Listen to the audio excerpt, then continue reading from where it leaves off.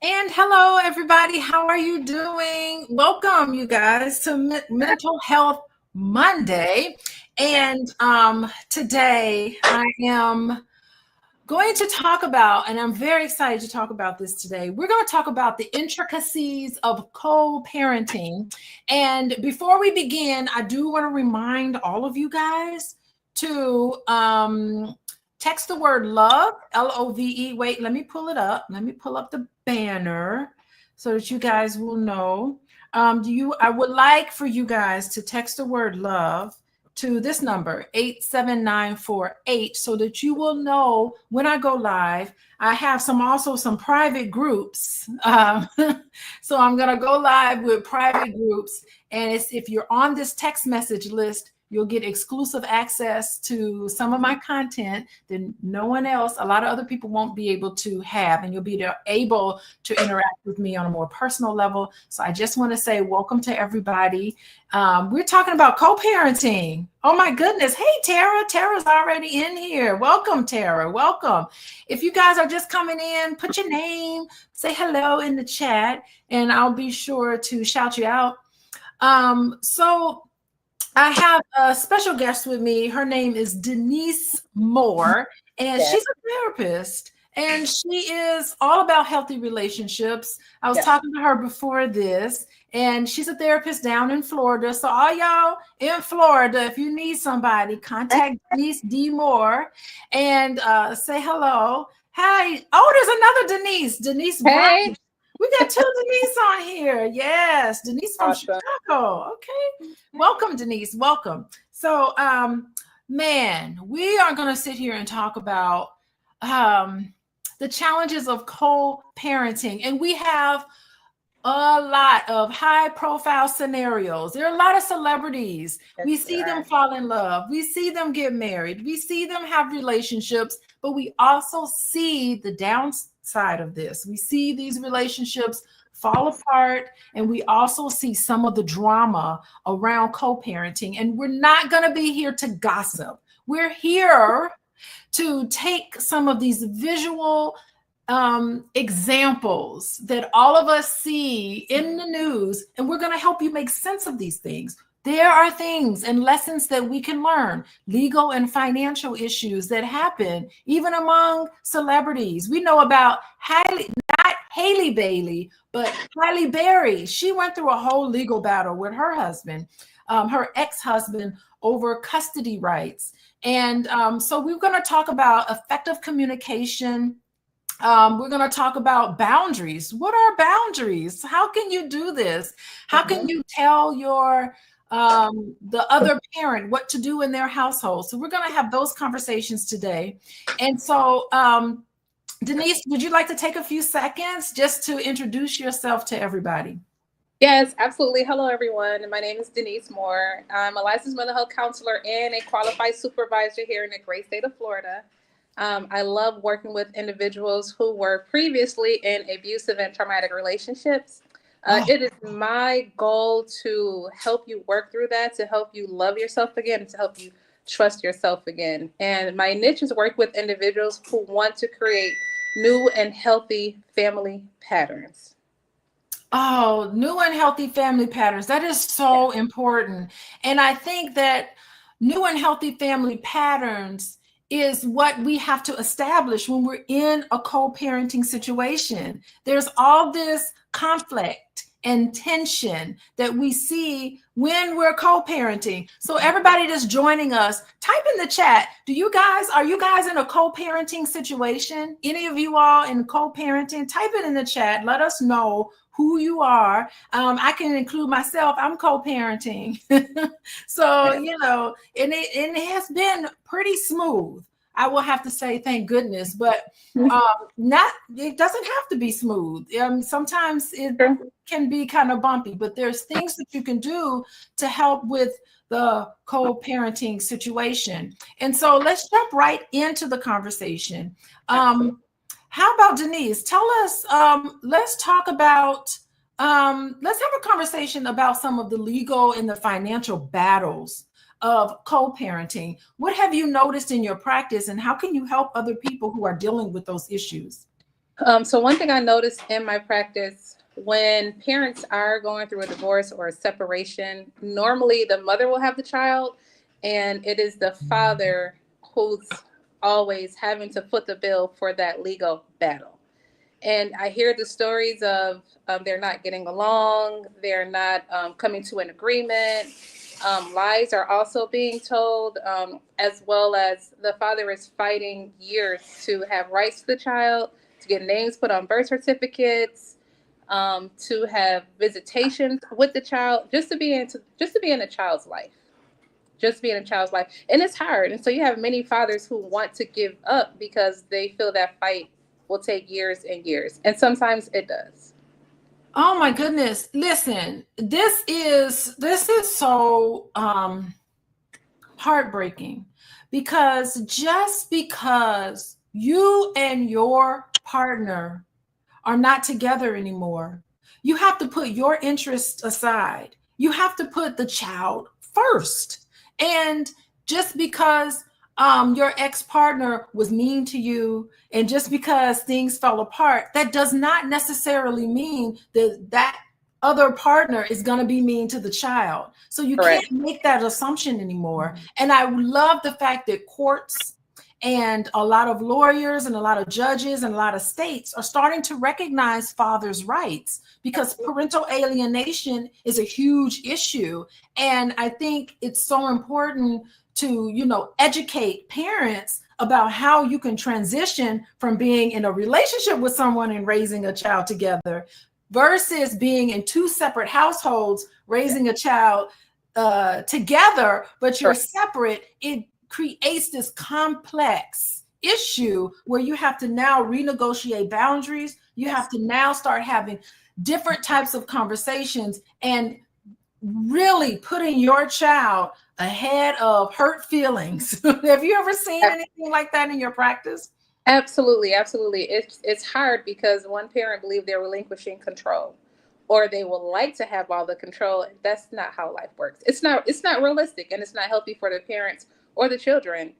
Just going through a legal battle, that's an emotional strain on an individual. That causes stress. It can cause depression, anxiety, trauma, depending on the background and what's happening. And not to mention the finance piece of it. Having financial issues all by themselves can bring upon some mental health issues, and it's challenging, because what do you do if you cannot afford an attorney? What do you do if you cannot continuously afford the legal battles or jump through the hoops? What do you do when you can't afford, get that assistance that you need, and you are a healthy parent to that child and you would like to be?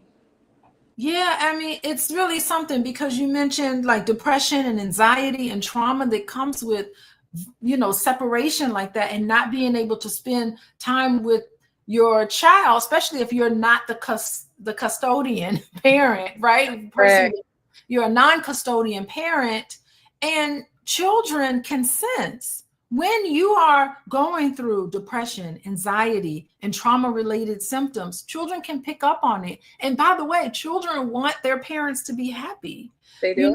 And there's this thinking I've noticed, that the only way for a child to be healthy it has to be an intact relationship.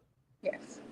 There is not, I will say that's the gold standard, right? The gold standard is for a child to be in an intact family relationship where they are in a household that's loving. Yes. But research is showing that that's necessarily, family structure doesn't necessarily dictate whether a child is going to end up healthy and be able to live their life and also get married and have children too in an intact family. What we're finding is that there's mitigating factors. And part of the mitigating factors is how both parents handle the co-parenting situation.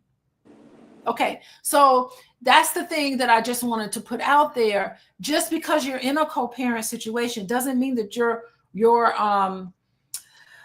child is going to be all messed up for the rest of their life. No, there's things that you can do to mitigate that. What have you found in your practice in terms of what you can do to mitigate some of the negative effects of having two parents split apart? Yeah. Well, it's having the parents agree one, have that healthy communication and making sure they get along. If not for themselves, just actually for the child. Just for the child to see their parents healthy and for the child to see their parents communicating. Because as we know, children can pick parents against one another. The children will clink up and the adults will have no idea what's happening.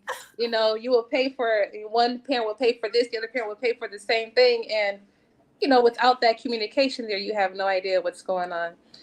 Please have healthy communication skills. Okay.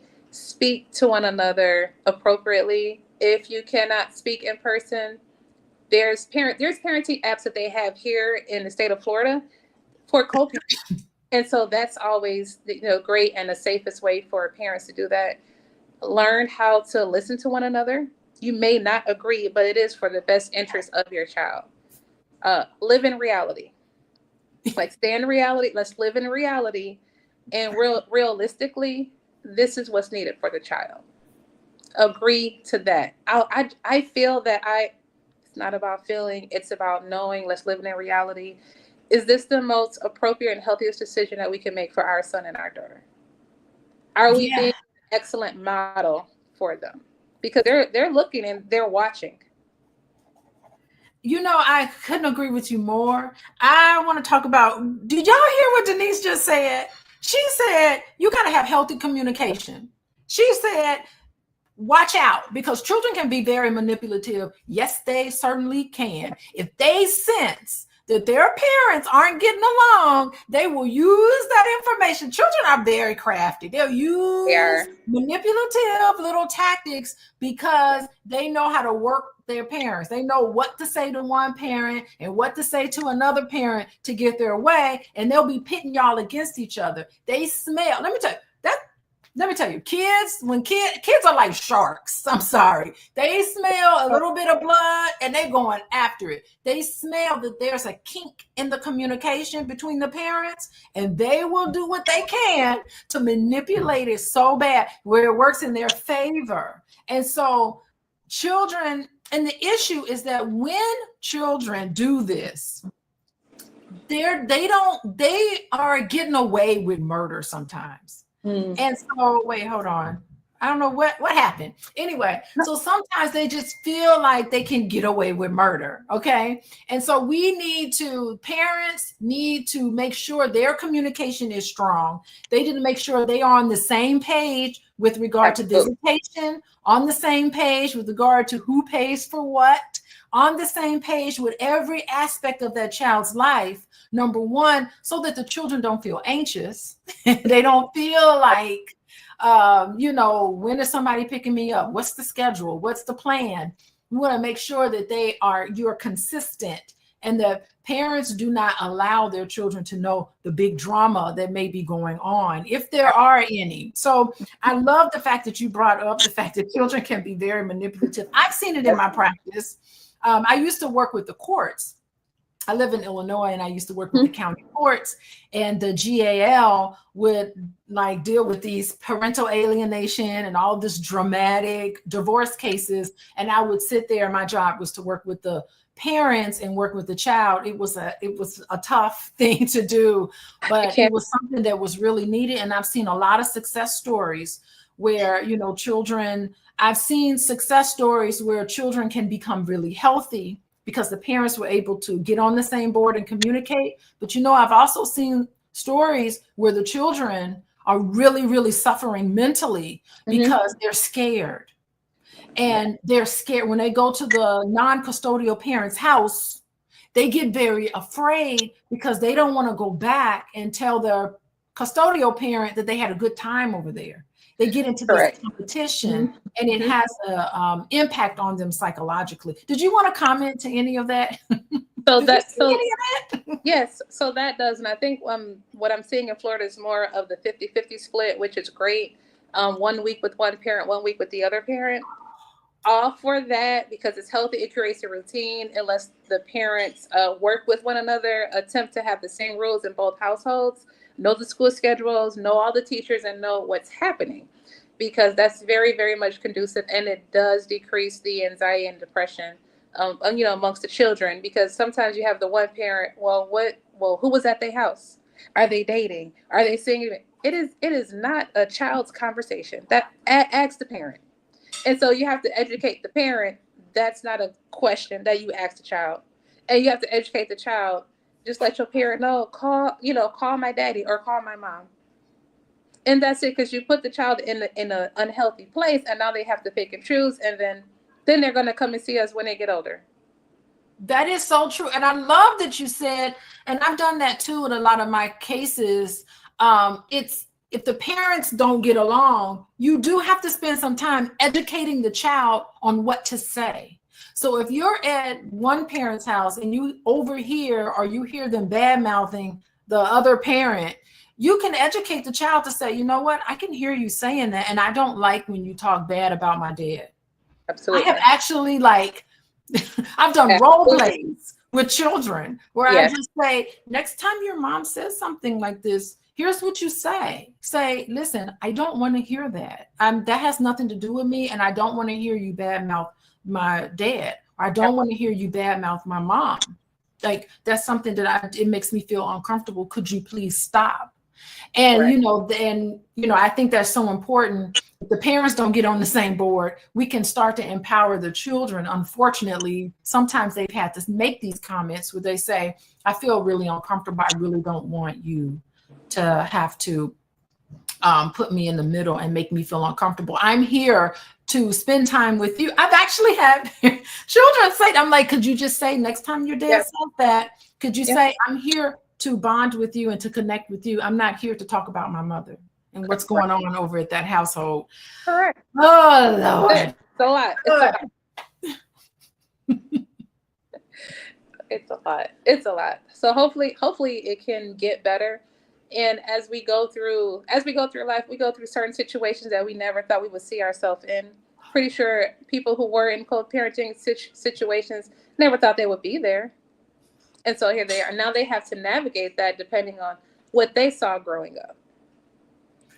Oh my goodness. Yeah. And then there it repeats the cycle, what they saw growing up. So hello, everybody. I want to welcome everybody. There's people in here. I just wanted to let you guys know we're talking about co-parenting today. And hey, if y'all know somebody in a co-parenting situation, you got to like this video and share it. Send this video to people. And if you're just joining me, put in the chat, anybody in a co-parenting situation, if you got some questions, listen, you got 2 licensed therapists right here. If you have questions about your co-parenting situation or someone you know asking for a friend, you don't have to self-disclose yourself, but make sure you okay, so Cody is saying Mr. Love Life is in a co-parenting situation. Yes, I am too. I have to include myself. I'm co-parenting.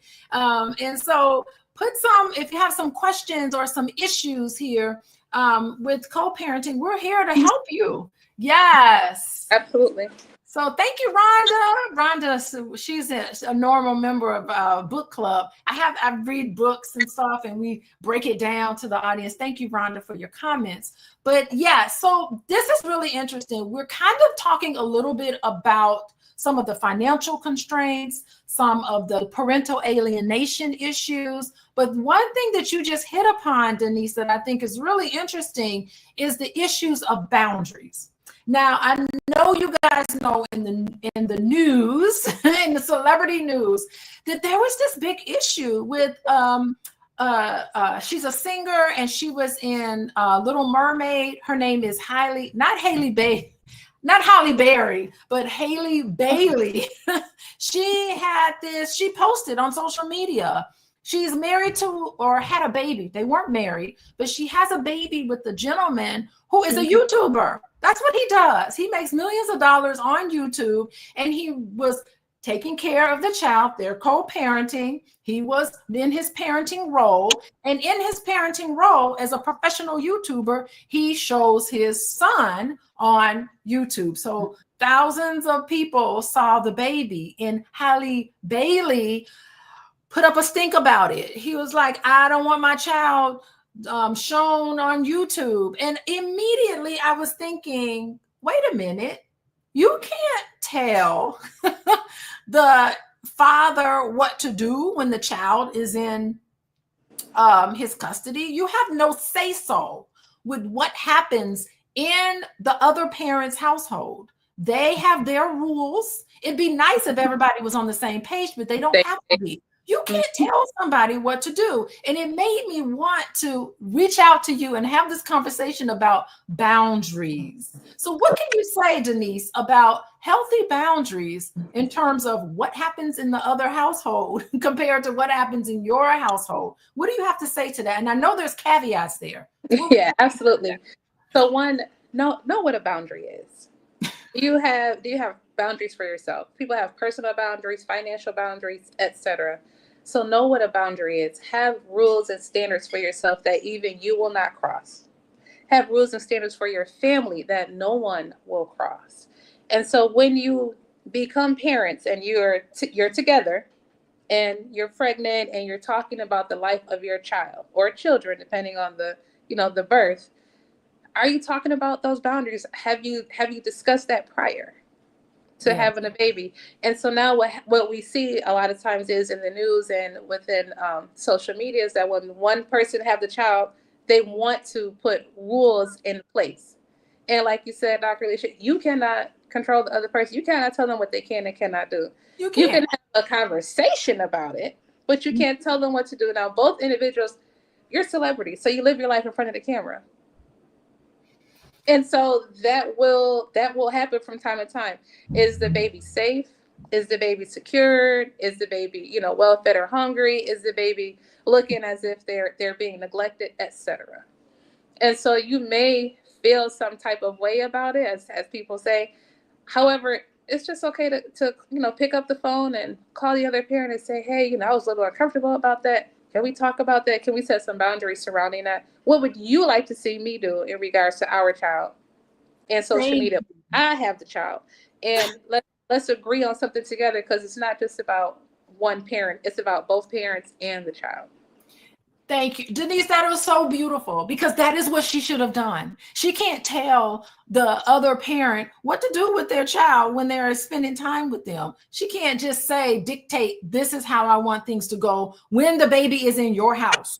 Like, that's not possible. And I see here somebody is, we got questions in the chat, girl. We got questions. Oh my God. There's some baby mama drama in the chat. Y'all got baby mama drama or baby daddy drama? Put your questions in the chat. I saw a couple and someone was here out of bounds. Look at this. Jerry June. Thank you for sharing, Jerry June. Jerry June is saying, what would you do when his mother tells the son not to eat daddy's fiance cooking? Come on. We want the baby to starve. Okay, I'm sorry. Exactly. What were you going to say? So we want the baby to starve? What is this? What do you do when the mother tells the son not to eat the daddy's fiance cooking? Listen, that's out of bounds. It's very much so. I can't even believe this is a question, but however, it does happen. It happens. You really have to take the son aside and let him know that it's safe to eat. Like, I need you to eat food. It's safe to eat unless there are some allergies that for whatever reason, it's okay to eat. It's okay to eat. And please call the mom and have a conversation. Say, dude, maybe we need to go back to court and do some mediation. I'm not sure. Maybe you need a nutritionist to come in and assist. But something needs when my son comes over, my son will eat in my house, no matter who's cooking. Unless it's something the son doesn't eat or it's an allergy. But to just try to assert that control and authority in somebody else's house is unhealthy. Very unhealthy. Look at the child. The child is in the middle. Not a child can't eat. Not a child can't eat, right? And so the child doesn't want to defy his mother, but at the same time, he wants to have a good time with his father. And if his father has moved on, which a lot of us do, you want to have a nice, healthy environment. The mother saying that to a child is not creating a healthy environment. And I really do think that mamas, I know sometimes it hurts if you really still love somebody and they've moved on, you cannot use that baby to get back at them. You have got to somehow in yourself grow up and learn that you don't want to harm your child. And I'm not saying this mother probably doesn't like that, but I'm not saying that this mother intentionally wants to harm the child, Jerry.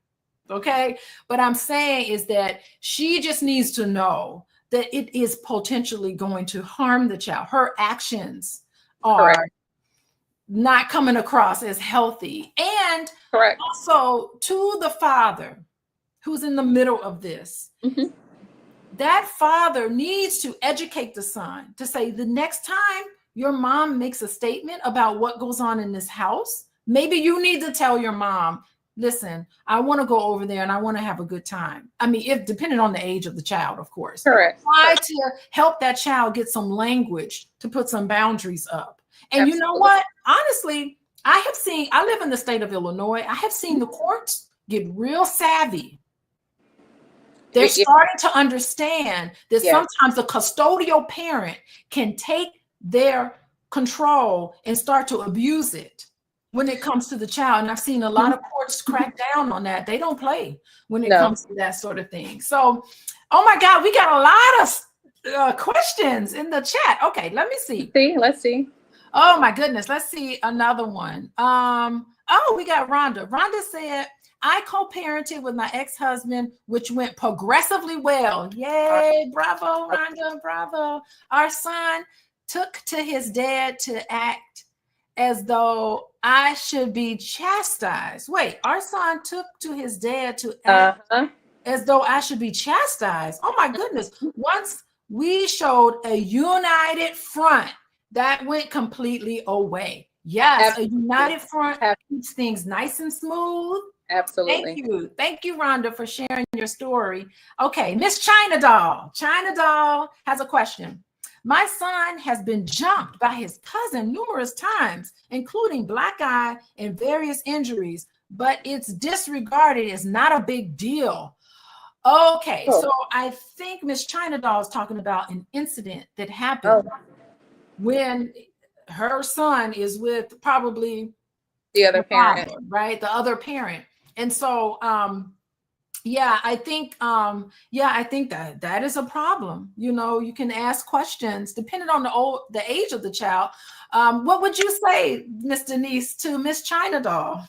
China, that's a dangerous situation, because when children receive injuries, CPS is called Child Protective Services. I'm not sure what it's called in other states. They are called, and if the injuries continue to occur, they'll be looking at the custodial parent as to why isn't that a safe situation? Why are you failing to protect your child? Definitely have a conversation. If the conversation is not happening, I would say legal action and or mediation, because it's putting that child in danger. Because should the non-custodial parent is not around, children pass away from fights. I'm trying to say it where we're not going to get it. Children pass away unalived. Yes. Unalived. Sometimes it just takes one hit for something to happen seriously. Like we've known someone personally close to us, 6th graders fought. One child didn't make it home. It was just a regular fist fight. And so we want to prevent more undue stress and pressure on the family unit and on that child. Now the child is scared to go over to the other parent. Really? It's not safe. That's a bully. It's not a safe situation. It's not a safe situation.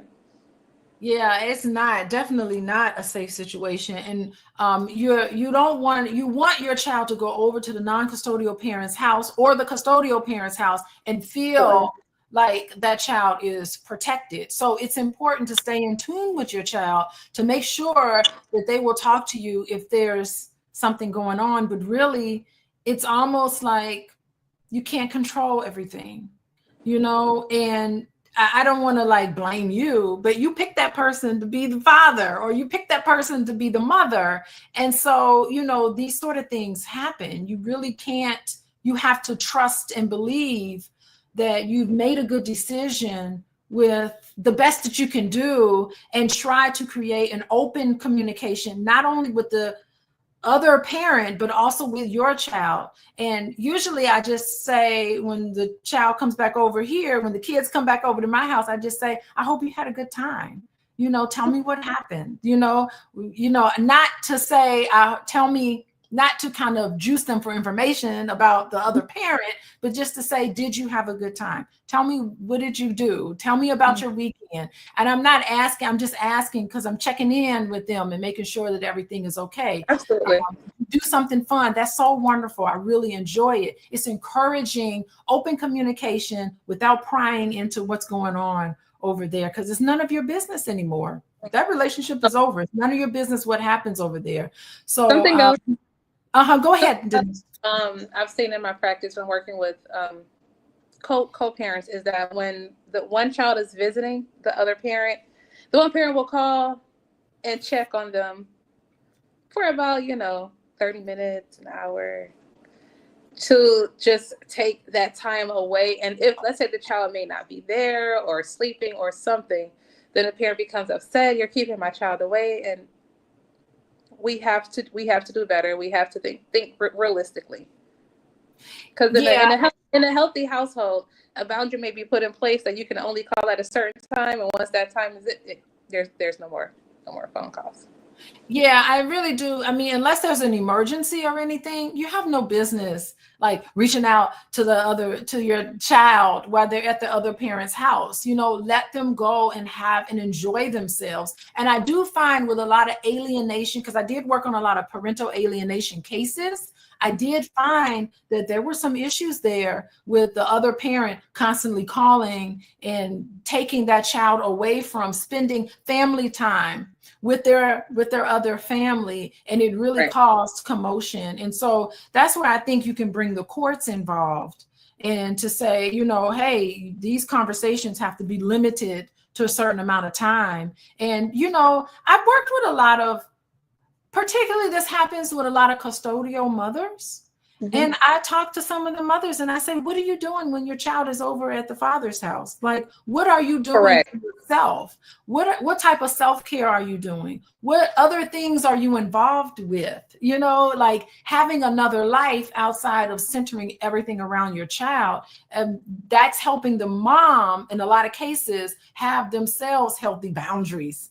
To make sure that they're just too busy to have to try to think constantly about what's going on. And worry. Exactly. Yeah. So, okay. So everybody, We Are Farrakhan. He's talking about, I'm getting drugged in and through court over mine. Oh my God, Farrakhan, I'm so sorry about this. Oh my goodness. If you have a question for us and we can help you, we'll help guide you. Getting drugged in and through court is not anything fun. It's so unfortunate that perhaps it sounds like communication has broken down and now you have to use the court system to be able to communicate. And I'm really sorry about that. I don't know if it's what the issue is, if it's visitation or if it's, child support issues or what's happening. My heart goes out because, you want your children to look back on their younger years and you want them to be able to say, I had a fun time as a child. You want your children to grow up and to reflect on their experiences when they were younger and have positive memories. And I think that when you're going into courts and you're going back and forth, that's not good. You really have to put the interest of the child. You have to put your ego aside sometimes and really honestly do what's best for the child, making sure that child has a good relationship with their other parent. Yes. That's how you mitigate some of the negative effects of divorce and separation. It's making sure, and children want to see their parents happy. And parents, we want our children to grow up and be able to say, you know what? My parents got along, although they weren't together anymore, but they got along and I'm better for it. And so you want to add to that, Denise? I just want, when you mentioned that children would like to remember their childhood when they get older, when they come see me, that's not always the case. That's why I did please, y'all. That's not always the case. Like for, right now, you may want to have that one, that the dominant role of the child. And again, like children are supposed to have both parents as long as it is safe. Children are to have both parents. And like you said, Dr. Alicia, you chose that person to have a child with. You chose to go through and have the child and give birth and keep the child and raise the child, knowing that there will be issues that, that's happening, or maybe you did not know. And so now here you are. So please take your feelings out of it. Your feelings don't live here. Take your feelings out of it and definitely make the best decision for your child and the healthiest decision. Or I will never be out of a job. We'll never be out of a job. Listen, everybody, I want to be out of a job. So do know that if you're raising heck with the other parent and you're an unfortunate Farrakhan, hopefully we are Farrakhan, drugged in and out of court. I mean, situations like this is what keeps us in business. I want to work. I want to be able to go and do something else for a living because everybody is sound. Everybody is sound and they don't need me anymore. I want to be unneeded.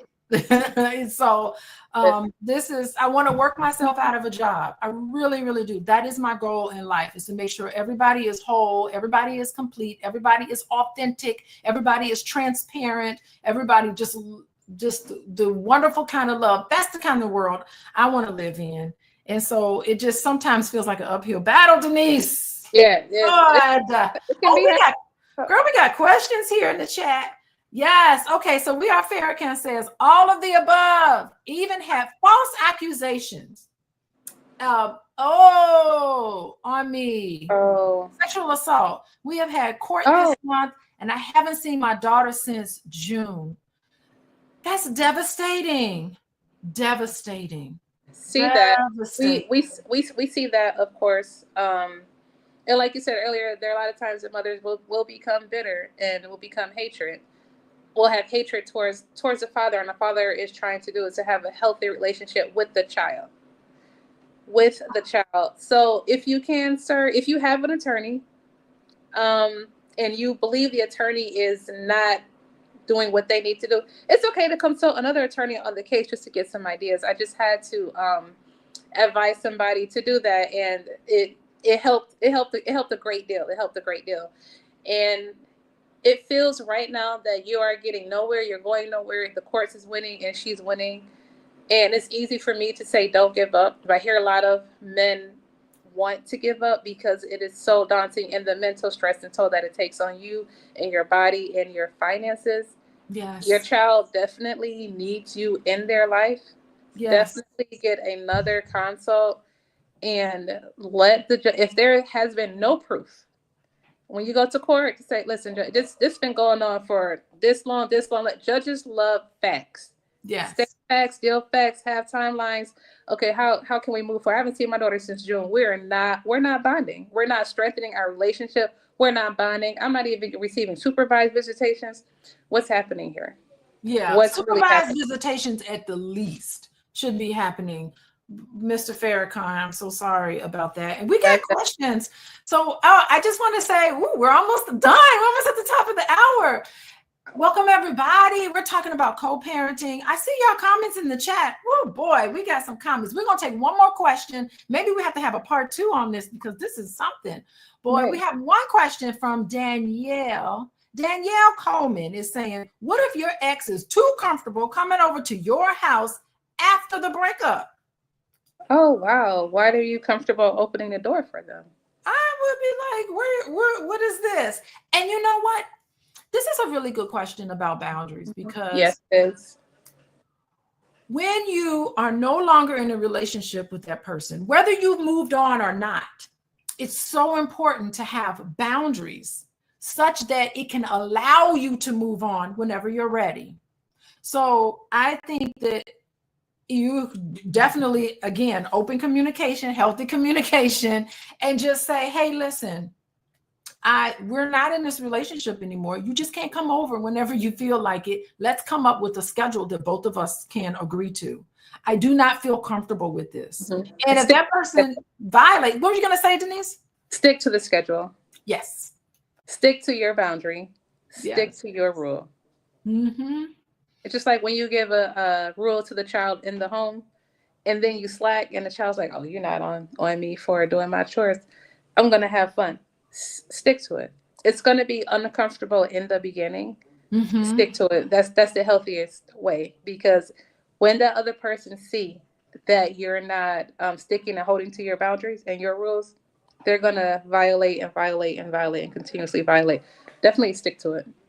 Yeah, and it's something, because if he coming over to the house, maybe he used to live there at some point. So maybe it could be a signal to maybe get another place, maybe, you may be, if you're in that situation where it's possible, maybe you can get another place and say, hey, this is not our place anymore. Maybe mentally and psychologically, they still consider that place where they used to live as their own. As their place. Sometimes they're just like, but wait, I can always, it's innocent. Sometimes it's innocent, sometimes it's not. But sometimes they need to be reminded, hey, we need to set up some really healthy boundaries here. So I know when you're coming over, because I don't want it to be uncomfortable for me or for you or for any of that. I mean, think about it. We got the holidays coming up. Y'all, we're a couple of weeks away from Christmas. We are. It's tomorrow. I think that's a good idea. Okay, all your co-parents that are in here, we're going to give some tips before we head out. I just want to tell everybody to, if you want to know when I'm going live, I may have to do a part 2 of this. Text the word love to 87948. You'll get information. I'm doing some private Zoom sessions meetings with everybody. Make sure you do that. But I think we got the holidays coming on, and I think I will end with this.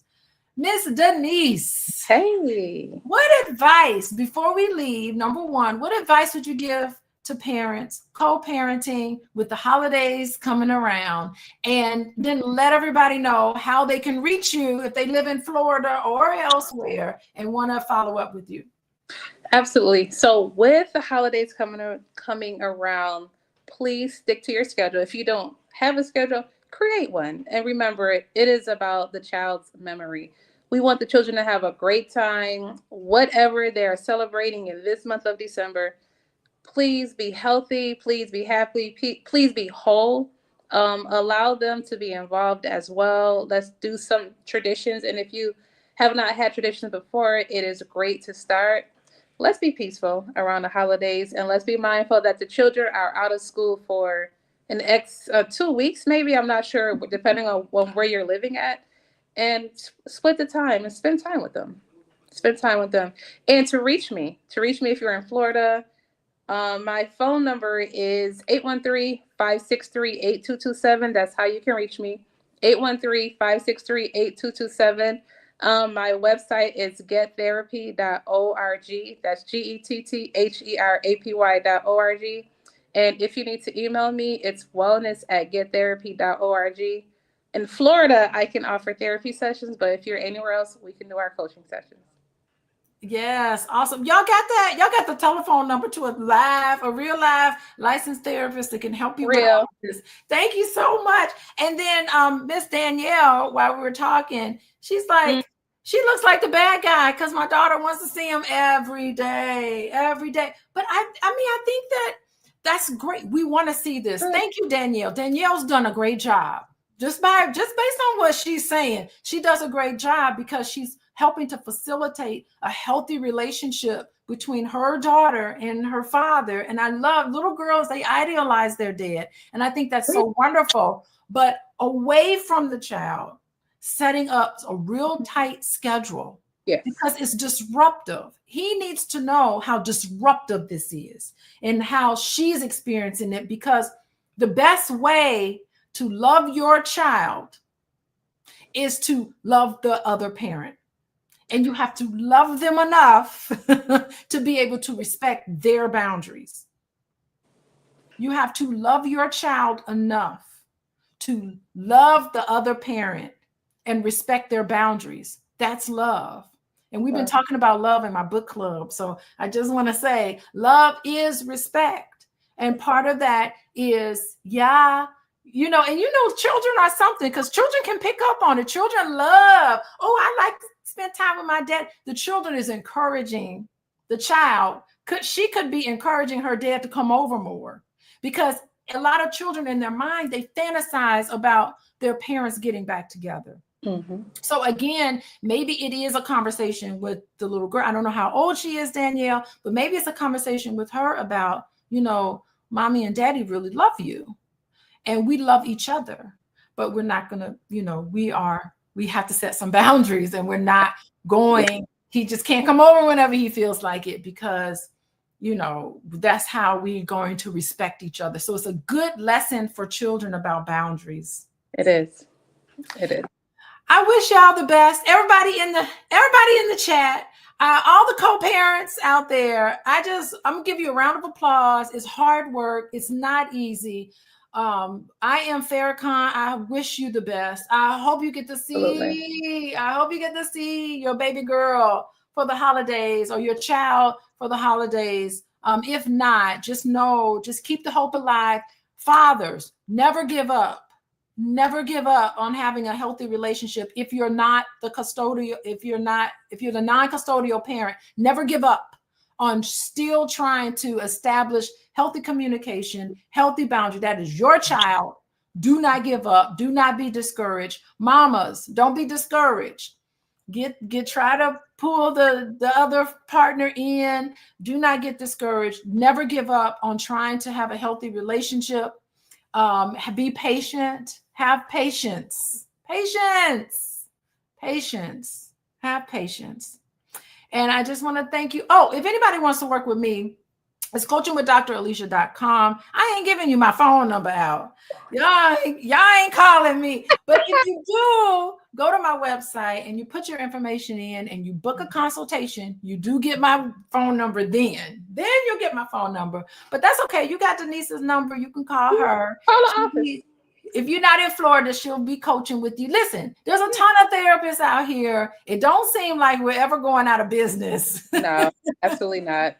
Don't seem like we're going out of business. Man, Denise, thank you so much for coming on. I really love that you filled out the form and I reached out to you. I got to have you back on here. We got to talk about co-parenting. We got to help these celebrities out. Absolutely. Absolutely. Anytime.